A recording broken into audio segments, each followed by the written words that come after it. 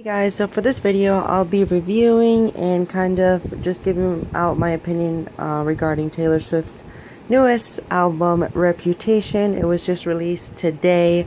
I bought this in the morning because I was really excited for it, and I did an unboxing for it, so if you haven't seen what this looks like and you're curious of what the pictures are like and just the overall design for this type of packaging, check out that video. I uploaded it not too long ago, like a few hours ago, but I wanted to give it a few more listens to kind of get my overall thoughts on the album, because a lot of videos do like a first listen, and sometimes like people either overreact or don't actually like look into the songs or anything like that. But I wanted to give each song a good listen and make some connections regarding like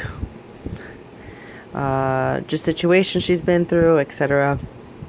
And I would say that I really enjoyed this album. Honestly recommended. In my opinion, it's the best album of this year. I think she did a phenomenal job with just everything. Promotions, even though she hasn't really done basically any promotions for this until now, because she's doing a performance on SNL, and I'm guessing she's just gonna perform on award shows, probably the Grammys, maybe the EMAs this year, but that's still yet to be confirmed. But I'm sure she'll perform some songs throughout the year, so I'm really looking forward to that, because ever since the Red era, she does a really good job at just having a memorable performance. Not that she's never done it before. I think I can look back and remember more easily, because she just goes all out more since the Red era, in my opinion. But putting that aside, what I would just say about this album is what I think a majority of her fans and a lot of other people have said, that this is like a darker version of 1989, and it definitely is. It keeps up with the whole vibe of that 1989 has in terms of the sounds. Like, she has similar beats and it's just that vibe that she has, and I think it's really unique, because nobody in music is doing that right now. So, and that's so smart for her to do. Is like, she's releasing pop music that is not what is being done at the moment, so it just sets her apart. Like, even with her lead single, Look What You Made Me Do, like, it doesn't have a regular chorus, and the instrumentals and production for it is totally different than what everyone has been putting out lately. So I appreciate that she takes risks, but she also played it safe, in my opinion, with the album production, since it sounds a bit similar to 1989, which I'm not going to complain about, because I think they interconnect with each other, and since they're back-to-back albums, I don't mind it at all. But I do want her to do something a little bit more different for the next album. I don't know if she's going to do it like how she did back then, which was every 2 years, or if she's going to take a 3-year break and release an album. Because in my opinion, I think that, or kind of just my theory behind this whole album, is that she was probably going to release an album, or was probably planning to release something last year, although she kept saying that she was going to take a break. She's always writing songs, so I'm sure she had a good pile of songs that she was like writing throughout touring and all that. But since that Kanye incident, I think her whole idea and just plans for her next album totally changed. And I really like the fact that she took it she took that situation and did something with it, and it created something positive. Because yes, we all make mistakes and all that, but she took all of that drama that she had with Calvin Harris, her and Tom Hiddleston, and she put a little bit into that, and then of course the Kim and Kanye thing is included in one of these songs. And again, so she's building her reputation with this release. And yeah, so I'm gonna kind of go song by song now, kind of give my thoughts on each of them and kind of say which one are my favorites, which one are not my favorite. And yeah, so the first track, Ready for It, I think is a good introduction to the whole album. It's like, you know, I think this album is an experience, kind of like the same thing with 1989. So good starter. I think, if not, I think this might be my favorite song off the album, and I'm really glad it's a single. I don't know if it will hit #1, but it doesn't really matter to me anyways, but I think it deserves to be a #1 song, a lot more than Look What You Made Me Do. But I don't know, with a lot of artists making like huge comebacks like Eminem, and it's just a tough competition right now, so hopefully it does rank, like go up a little higher, maybe up to #2, who knows. But I like that she kind of raps in the song, and the lyrics are so witty, and that's the best thing about Taylor, because she has a decent voice, but she doesn't, like some artists rely on their voices, while I think for her, she just relies on the music and her lyrics. And I just thought it was just she's just really smart with how she writes songs. So I really like the verses for the rap, and I like the contrast between the verses and the chorus. The chorus is that classic Taylor just pop sound. Like because when I heard it on the commercial before it was released, I was like, this is gonna be a banger. So I'm really glad that it just starts off with a huge song, and it just gets you interested and, you know, ready for the song, for the rest of the album. So Ready for It, one of the highlights for me, and constantly on repeat. I think I listen to it like every day since it's been released. And the production for it is just great. Endgame with Ed Sheeran and Future. So this one is one of the songs that I would say it's really good, but I think that Future and Ed Sheeran kind of overshadowed Taylor in this song. I don't, it's they had really good verses and parts throughout the song, and I think that it kind of overshadowed her, but I guess that was like the purpose of it. But still a good song. It's catchy. I think it might be a single since it features Ed and Future, so probably another potential #1 song, since those are two big artists, and obviously Taylor is huge as well. So I'm thinking that will probably be another single off this album.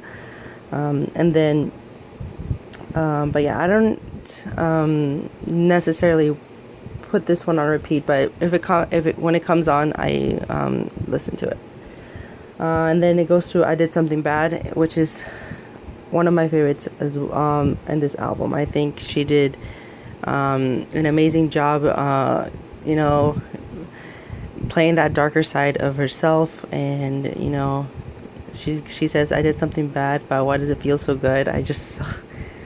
And the production for it is just it's massive. It's really similar to Ready for It, and like the two part, I really like that part. It's just, I don't know how to necessarily explain it, but I really like that song. I hope it becomes a single, and I can just visualize a music video for it. Just her being like really badass, and you know, it's just a great track. Like I think that it also just represents how she was being viewed as during the time, and you know, she's like, you know, not hiding it. Then Don't Blame Me kind of slows it down. It's still a good song. I don't really have much to say about it. It's just a good song.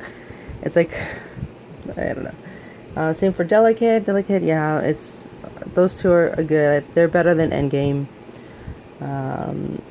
But the thing is, it's not that I don't like Endgame. I just don't think that it doesn't see it like she's not the highlight of that song. So that's what makes me upset about it. And then Look What You Made Me Do, which is the lead single for this album. I would definitely say that Look What You Made Me Do has the worst chorus out of all of these songs. It took me a while to get used to this song. Like at first I was like, oh my gosh, this is her like the worst song she's ever released. But that was only because of the chorus. The verses and everything else, perfect, pure perfection. She's like, again, not hiding anything that was publicized and discussed around last year. And she's not being like afraid to fight against like those two people who attacked her, even though let's say it's her mistake. Like, so what? She's not gonna be like, she's not crying and sobbing over it. Like, she's standing up for herself. Obviously the music video, great. And the other part that I would say that I didn't necessarily like is when she said the old Taylor is dead or something. And obviously it's alluding back to the part in We Are Never Ever Getting It Back Together.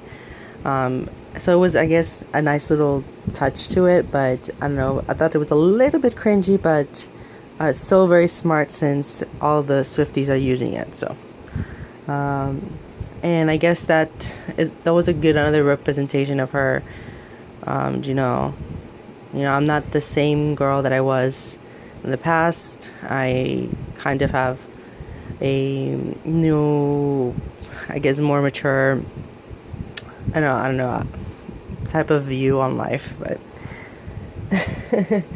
and then So It Goes, another great song. And then Gorgeous, which is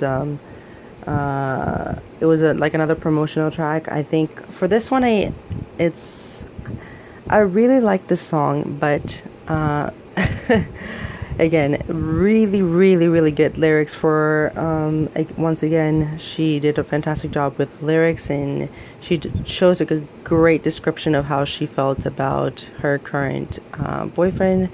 And I really, really like the the verses for this song. And like the chorus is a little bit lacking, like, you're so gorgeous, blah blah blah. Like, I think that I don't know, the chorus just doesn't do that much for me. It's okay, but definitely what saves the songs are like the verses.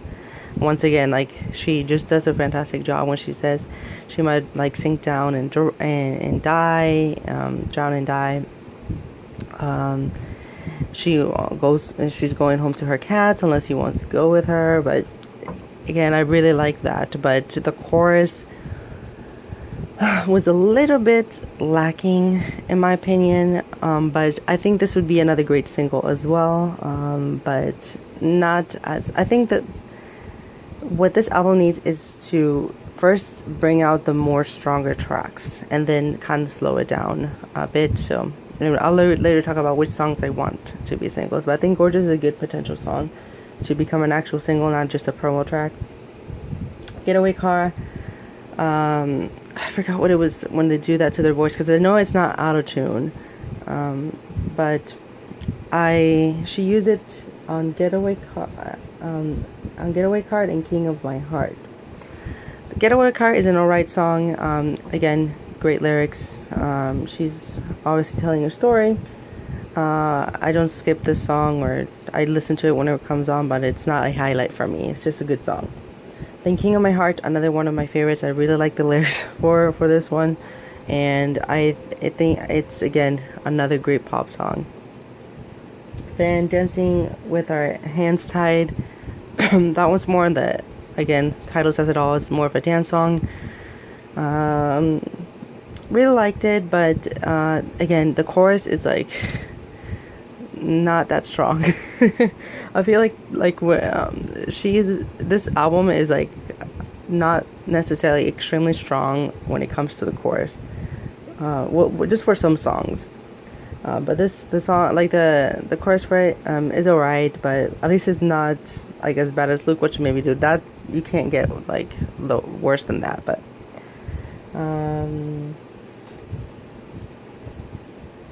I think before I like move on, I think Look What You Made Me Do was the best song to pick as the lead track, since it is a good representation of what this album is. So I not my favorite song in the album, but it's not the worst thing in the world. But Dress, it's more of a, again, she is being mature. She's being more and more mature with every single album. Like, she's showing her progress and growing up, because now she's like she's saying like, about this dress you can take it off. And I was like, hey. It's kind of unusual to be so unusual to hear sing kind of more abrupt and more upfront about certain things. And just shows like she's like 20s. I think she's gonna be like 28 in December, so she can't be singing about like teenage stuff her whole life. So I'm really glad that she's not playing it safe with, is this gonna sell or not. And this is what I really like about this album, is that it doesn't play it safe, because a lot of these other songs, I don't know, they're I wouldn't say they're necessarily sexual, but they're just mature, like, because that's why the lighter version of this is 1989, and which is why I think a lot of just older fans and just older people will enjoy this album more than 1989. So Dress is a great song. Then This Is Why You Can't Have Nice Things is obviously taking a dig at Kanye and the whole Kim situation. And yeah, I just really, it's not even like a diss, I would say, but it's like a nicer version of Look What You Made Me Do. And I'm glad that she had another song like that on this album, because I like it when she just like kind of takes little digs at people who kind of attacked her, and I like that. But that one is another potential single in my opinion. And it's a good song. And then you get Call It What You Want To, which again, another great song, promotional track as well. And this song is more, it just slows things down, because this album just slows it down with that, and then obviously ends with a ballad at the end. But Call It What You Want, it's a good transition to the whole thing, because there was an interview that she did that was like posted recently, and I read one of the quotes, and she says that this album just goes chronologically through events in her life. So I really like that it just progresses, and it ends with her what she's on, her current status, or like her current, I guess, mood, or events in her life, like what she's feeling now. So I really like that, and you can definitely sense that with the last two songs. Call It What You Want, great song. I really like that she I like the message of the song, because even though she is a famous person, I think anyone can really relate to this, because you're constantly being judged by other people. So maybe you're with someone in your family, or your co-workers, or other people may obviously see you and criticize you. That one person is not necessarily being a negative, I don't know, negative part of your life, and is, I guess, lifting you up from all the downs, and I think that's what what Joe is doing for her right now. And I just see it that I just find it really sweet that she wrote that song. And yeah, so I'm glad that she like, since she said that in an interview that she's a lot happier now. So great track to almost end the album. I don't know if it's single worthy though. I'll talk about that later. And then obviously this ends with New Year's Day, which I think it's a great finish with the album for the album. And albums, I'm not necessarily a huge ballad person, but if it's done right, then I'm here for it. And I always do enjoy when an album at least has one or two ballads. So I was hoping for her to include a ballad in Reputation, and it's a good finish to the whole thing. Obviously, it still talks about Joe and her romance with him, her love story. But yeah, that one's, I think, a great song again. And yeah, it's just a really pretty song. I don't know really what else to say, and I like the simplicity of it as well. It's really simple song. And same thing for Call It What You Want. It's totally drastically different than everything else on the album, because all the other tracks are like straight up jams, and they're really well produced. There's a lot of production. It's just huge beats, and even for the songs that are kind of just more mellow, it's still like you can tell that they worked hard and on making like a production for it. While Call It What You Want and New Year's Day are more simple, it kind of goes a little bit back to what she used to do. So like Speak Now era and Fearless, I would even say her debut album. I would even categorize it with that, since it's like more calm. But yeah, so that's kind of my little thoughts about each track. I'm not extremely good at expressing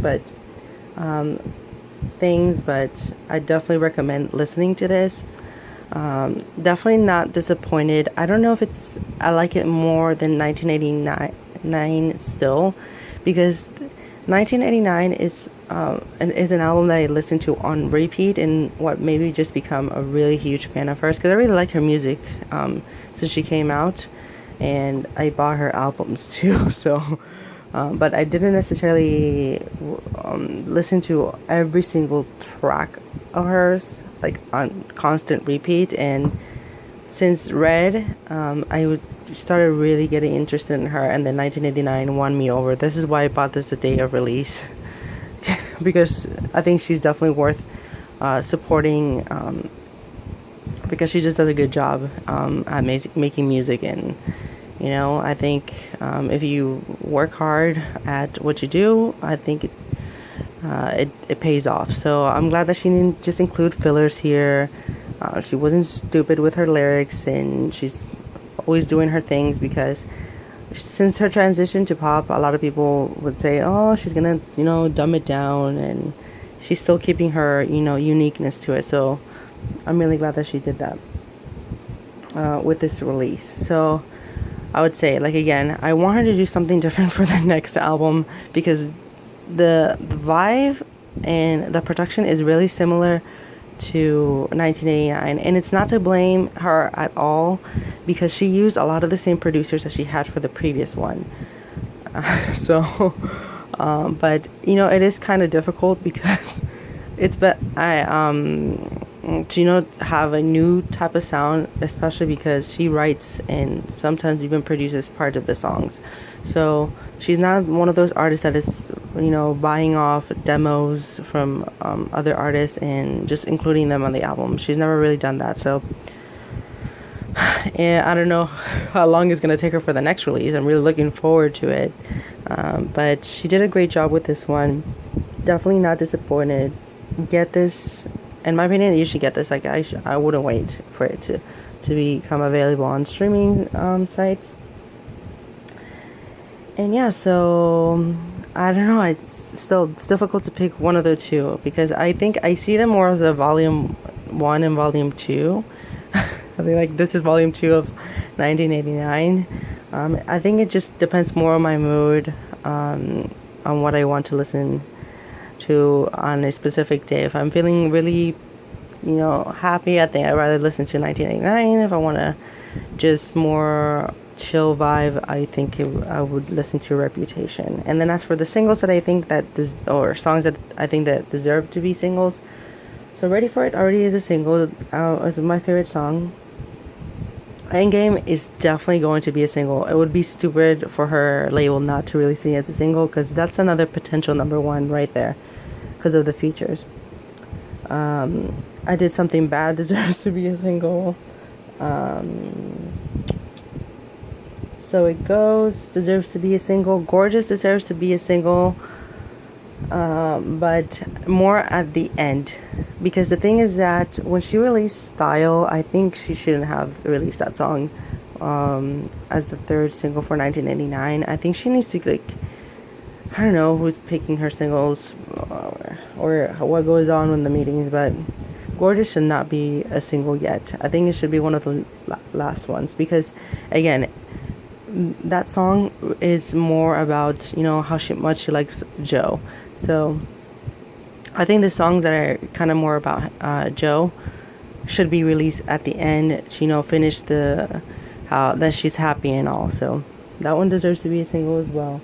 Getaway Car, no, I don't think that should be a single. King of My Heart needs to be a single. Dancing with Our Hands Tied, definitely single worthy. I really like, even though I kind of complained a little bit about the chorus, I think it's just that classic Taylor sound, so it definitely deserves to be like a single. I think that would be a fun summer track. I think that would be a really good summer track, because I think 22 was a good little song to dance to, and it reminded me of that. I think that definitely needs to be a single. And 22 was not appreciated enough, just to say that. Dress needs to be a single. This Is Why You Can't Have Nice Things needs to be a single. And then I wouldn't pick, I would have to say pick between Call It What You Want and New Year's Day. One of those two as singles, because I don't want them both to be singles. Either way, all of these songs deserve to be singles, but I know they're not all going to be. But definitely one of those two. I would go more towards New Year's Day, because I don't know. I feel like it changes it up on the album, and I think this type of song would do really well in the winter. So I think she should release it either.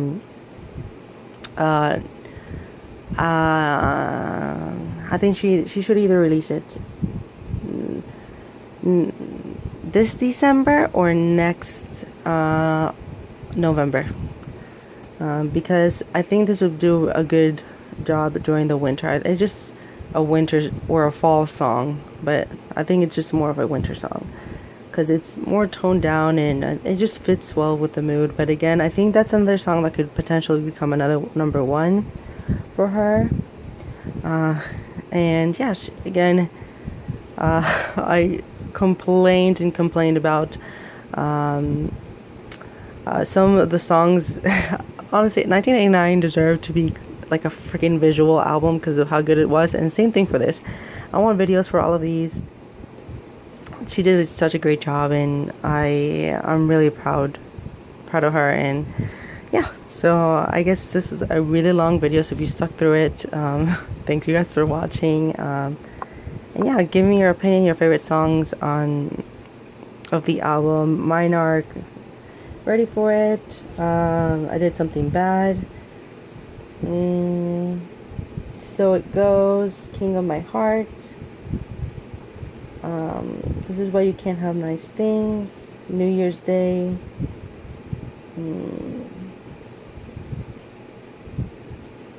Don't Blame Me.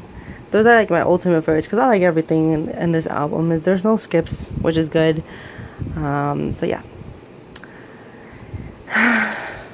Yeah. so yeah, thank you guys for watching. And as for more Taylor videos, I think I'll be uploading my collection for her, I don't know, maybe next month or like in a month and a half, because I still want to get like one or two more things that she released. I have a good majority of what she has put out, but I also made unboxings for 1989 and Red, so if you want to check those out and you want to watch those, just look through my channel.